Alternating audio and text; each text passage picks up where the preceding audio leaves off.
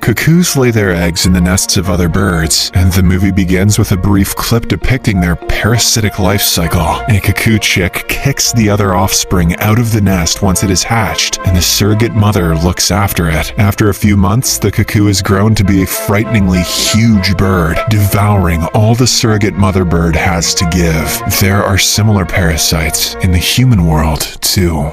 Gemma is a young kindergarten teacher. One day, she comes across one of her students under a tree in the school garden, staring at two little dead baby birds on the ground. Gemma tries to comfort the girl by saying that it is the law of nature. Sometimes it really do be like that, though. Her boyfriend Tom, who is a gardener at the same school, climbs down the tree and starts consoling her as well. He then buries the chicks in order to make the little girl feel happy. As Gemma and Tom earn a meager salary, they do not have much property with them except for a car, more than I have.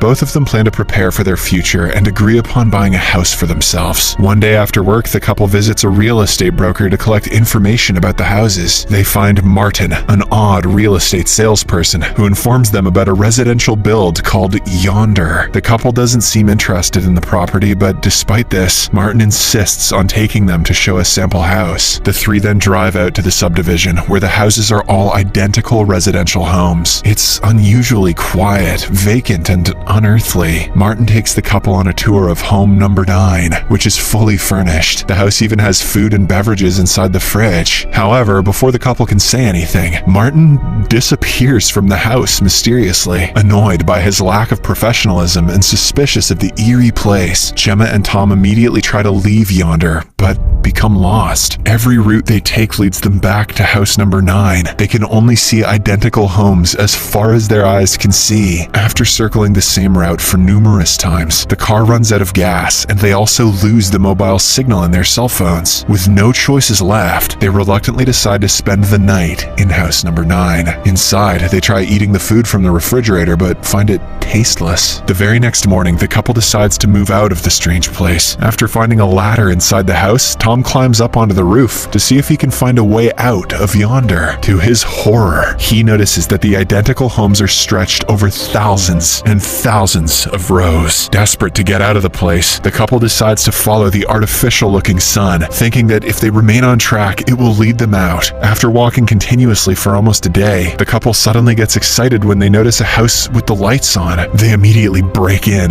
but their excitement quickly turns into disappointment when they find out that they have been brought back to house number 9. To make matters more strange, they discover a delivery box outside the house with pre-packaged food and other essentials required for their survival. Okay, this is exactly how I live. Tom angrily sets fire to house number 9 in the hopes of attracting attention for help. The weary couple then falls asleep on the road that night. However, the next day when they wake up, they are shocked to find the house in perfect condition, along with a small newborn in a box with the instructions, raise the child and be released. The couple are bewildered by the unprecedented turn of events, but have no choice but to raise the baby on their own. After 98 days, the baby has grown to the size of a 7-year-old boy with an adult-like voice that mimics Tom's and Gemma's voice in a strange manner. The boy calls the mother and father, but the couple despises him as he lets out creepy, high-pitched screams when he is unsatisfied or unhappy. When he isn't absorbed by mysterious, unusual patterns on the television, he attentively watches and mimics the couple. Gradually, the couple's mental health suffers as a result of living with the strange child, along with his odd behavior. Sometimes it really do be like that, though. Their physical health deteriorates as well. During their time at home, Tom constantly leaves messages for help on the roof, but to no avail. They also continue to get daily supplies from the box that appears in front of the house. At the end of the day, the couple drops the emptied box outside and it vanishes in an instant. One day, Tom asks the boy if he has taken the box, but he remains silent.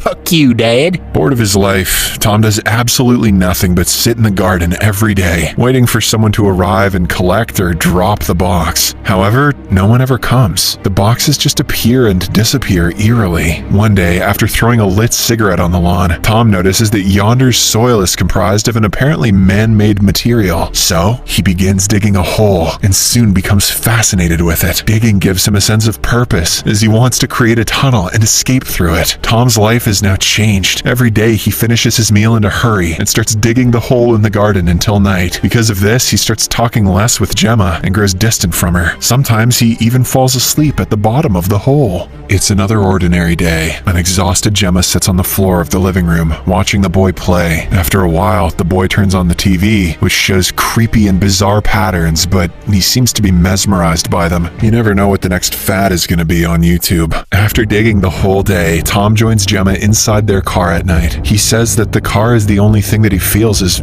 real in the whole of yonder. As the couple is chatting, Tom accidentally hits the radio, and to their surprise, there is still some power to turn it on. Being away from the real world for long, the couple is delighted to hear soulful music and can't help but dance to it. Both of them seem happy after a long time. The creepy boy also joins them and starts dancing, but suddenly, an angry Tom picks him up and slams him onto the ground. Gemma quickly goes to check on him, and to her relief, the boy is fine. In the next scene, Gemma is seen tucking the boy into bed. She explains why she and Tom can't be with him all the time. When she is about to leave the boy to sleep, he abruptly calls her Mother. However, Gemma corrects him, saying that she is not his mother. This angers the freak boy, and he starts screaming at the top of his lungs, like this. Gemma tries to silence him, but when he does not oblige, she simply slams the door and goes to bed. A depressed Gemma then tries to be intimate with Tom, but he refuses and apologizes for not being in the mood. The following day, the boy walks into the door and wakes the couple up with a loud scream. All of them then head for breakfast. After eating, Tom continues digging the hole and hears a strange sound coming from underneath. Later that night, he wakes up hearing the same strange sound. He then reaches the living room, only to find the sound coming from the TV that the boy is watching. Tom turns the television off, but the boy turns it on again immediately. Gemma also tries to make him obey, but the boy refuses. At last, they simply leave the room and let him be. Just let it go. He loves watching Andrew Tate. It's too late for him. The next morning, the boy again screams to get the breakfast served. This time, however, Tom loses his cool, picks up the creep, and locks him inside the car. He wants to starve the boy in hopes of bringing out the person behind the devious game. Gemma tries to intervene, but Tom holds her and drags her inside the house. He says that from now on, he is not going to let her help the boy. However, when Gemma hears the boy scream and struggle inside the car, she snatches the keys from Tom and rescues him. This strains the couple's relationship even more. As the days pass, Gemma continues to take care of the boy as it is the only thing that makes her feel better. She finds that he is incapable of imagining or picturing things. Tom's emotional remoteness with Gemma makes her even closer to the boy. She plays games with him every day and even takes him to picnics out on the grass. One day, the boy goes missing and Gemma can't find him anywhere. At night, he finally returns with a weird textbook written in a terrifying and unknown language. I talked to Cthulhu, Mama. Gemma asks the boy who gave him the book, but he doesn't speak a word. So she asks him to at least mimic the person, and this time the boy obliges. He then demonstrates by expanding his neck sacs like a toad while producing strange noises. No!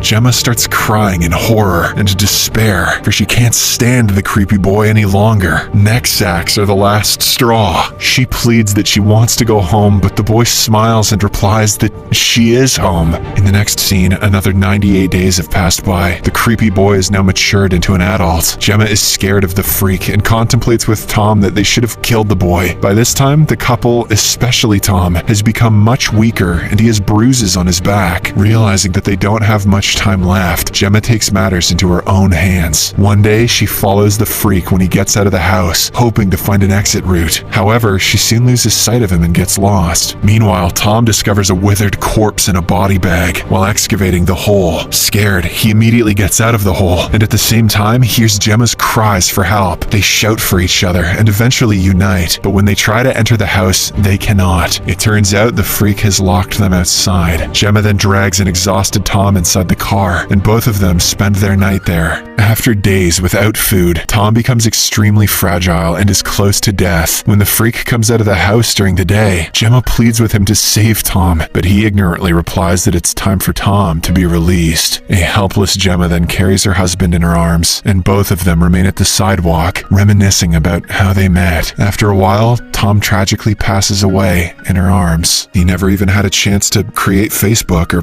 fight Superman. Later, the The freak returns with a box which contains a vacuum bag. He zips Tom's dead body into it and then throws it into the same pit that Tom had dug. The next morning, a furious Gemma tries to kill the freak with Tom's pickaxe, but she only manages to wound him slightly. He makes strange noises